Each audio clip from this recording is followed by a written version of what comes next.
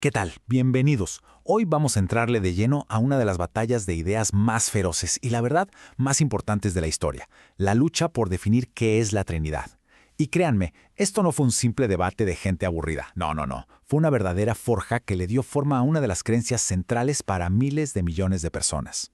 Todo, absolutamente todo, arranca con esta pregunta. Es un auténtico rompecabezas para la mente. A ver, ¿cómo es posible que un solo Dios sea al mismo tiempo tres personas diferentes, Padre, Hijo y Espíritu Santo? Intentar resolver este misterio fue el gran reto de la Iglesia en sus primeros siglos. Y el camino, bueno, estuvo lleno de ideas que pusieron a temblar los cimientos de la fe. El primer gran campo de batalla tuvo que ver con la unidad de Dios. Las primeras, llamémoslas propuestas o herejías, surgieron de intentos bien intencionados por explicar el misterio. El problema es que se iban a los extremos, o juntaban tanto a las personas de la Trinidad que ya no se distinguían, o las separaban tanto que de pronto ya no hablábamos de un solo Dios. Un equilibrio muy delicado. Y aquí tenemos el primer ejemplo, el modalismo. Para que nos hagamos una idea, imaginen a un solo actor que en una obra interpreta tres papeles distintos. Para los modalistas, Dios era básicamente así. Una sola persona que primero se puso la máscara del Padre, luego la del Hijo para venir a la tierra y ahora actúa como Espíritu Santo. Sonaba como una solución bastante lógica y ordenada, ¿no? Pero ojo, la Iglesia no tardó en levantar la mano y hacer preguntas clave. A ver, si el Padre y el Hijo son la misma persona, ¿a quién le estaba orando Jesús en el huerto de Getsemaní? ¿Estaba hablando solo? Peor aún, ¿a quién le ofreció su vida en la cruz? Para la ortodoxia, el modalismo convertía momentos cruciales de la Biblia en una especie de teatro. Y lo más grave, si no hay una distinción real, la idea de la expiación, el corazón del Evangelio, simplemente se cae a pedazos. Ahora vámonos al extremo completamente opuesto. Si el modalismo los pegaba demasiado, el triteísmo los separaba por completo. Esta idea, en pocas palabras, decía, ¿saben qué? No nos compliquemos. Son tres dioses distintos y ya. Básicamente tiraba por la borda el monoteísmo. La Iglesia vio esto y dijo, un momento, esto es volver al paganismo, a tener un panteón de dioses. El pilar de la fe siempre había sido y es lo que dice Deuteronomio. Escucha Israel, el Señor nuestro Dios, el Señor uno es. La idea de un comité divino rompía con la unidad de Dios, del universo, de todo. Así que la respuesta fue reafirmar con toda la fuerza. Dios es una sola esencia, indivisible. Bueno, la cosa no terminó ahí. El siguiente round de esta batalla fue, si se puede, todavía más intenso. Y todo giraba en torno a una pregunta que lo cambiaría todo. ¿Quién es exactamente Jesucristo? ¿Es Dios? ¿Es humano? ¿Es algo intermedio? La respuesta a esto iba a definir al cristianismo para siempre. Y aquí es donde entra en escena un personaje famosísimo, Ario de Alejandría, con una idea que se esparció como pólvora, el arianismo. Lo que él decía era que el Hijo, Jesús, no era eterno como el Padre, que sí, era un ser increíble, la primera y más grande creación de Dios, pero una creación al fin y al cabo, es decir, no era plenamente Dios. Para los líderes de la Iglesia de ese entonces, como el gran Atanasio, esto no era un simple detalle teológico. No, era una amenaza directa al plan de salvación. ¿Por qué tanto escándalo? Pues la lógica era muy clara. Si Cristo era una criatura, por más elevada que fuera, no podía pagar la deuda infinita del pecado. Solo Dios mismo podía salvar. Un ser creado no puede redimir a otros seres creados. Así de simple y así de grave. En esta misma línea surgió otra idea, el adopcionismo. Esta visión decía que Jesús nació como un hombre normal, eso sí, un hombre súper bueno y virtuoso, y que en su bautismo, ¡zas!, Dios lo adoptó como su hijo y le dio poderes divinos.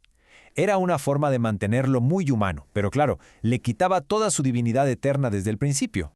La respuesta ortodoxa a todo esto fue contundente. Se afirmó un concepto clave, el engendramiento eterno del Hijo. Esto suena complicado, pero la idea es crucial. No significa que el Hijo fue creado en algún momento. Significa que su relación de ser hijo del Padre es una verdad eterna, fuera del tiempo. Nunca hubo un antes de que el Hijo existiera. Siempre fue el Hijo. Y por si fuera poco, andaba por ahí el gnosticismo, que era todo un sistema de pensamiento. Para ellos, el mundo físico, la materia, todo lo que podemos tocar, era malo, corrupto. Así que para un gnóstico era impensable que un Dios bueno y puro se metiera en un cuerpo de carne y hueso. Por lo tanto, negaban de tajo que Cristo se hubiera hecho hombre de verdad. Bueno, ante toda esta avalancha de ideas, la Iglesia se dio cuenta de algo. No bastaba con decir eso está mal. Hacía falta construir. Hacía falta encontrar palabras con la precisión de un bisturí, un lenguaje teológico que pudiera servir como una muralla para defender las doctrinas más importantes de la fe. El primer gran paso fue la palabra persona. Ojo, en el latín de la época no significaba máscara como en el teatro. Se adoptó para referirse a una subsistencia individual y distinta. Usar esta palabra permitía decir que el Padre, el Hijo y el Espíritu eran realmente distintos, sin caer en la trampa de decir que eran tres dioses. Una jugada brillante. Y después, en el año 325, en el famoso concilio de Nicea, llegó el golpe de gracia contra el arrianismo. Se forjó una palabra griega que lo cambió todo, homoousios. ¿Qué significa? De la misma naturaleza o de la misma sustancia. Declarar que el Hijo era homoousios con el Padre era decir, sin lugar a dudas, que no era solo parecido a Dios, era plenamente Dios con la misma esencia divina. Entonces fíjense qué bien armado quedó todo. Para cada desafío, una solución precisa. Contra el modalismo, que decía una sola persona, se usó el término personas distintas. Contra el arrianismo y su sustancia diferente, se usó homoousios, la misma sustancia.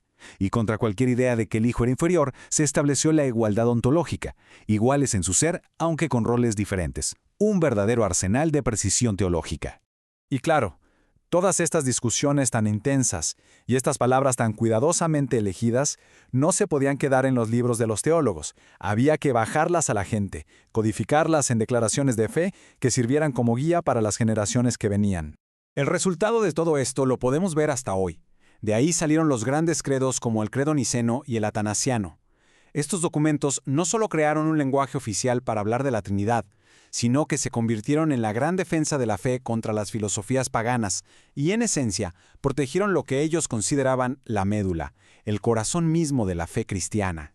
Y al final, ¿cuál era la meta de todo este esfuerzo? Esta cita lo dice todo. La idea nunca fue eliminar el misterio de Dios. Eso es imposible. El objetivo era más bien reducir el misterio a una proporción apropiada. Es decir, crear un marco seguro, unas barandillas de protección, para que la gente pudiera acercarse a Dios sin caer en ideas que se consideraban peligrosas para su fe.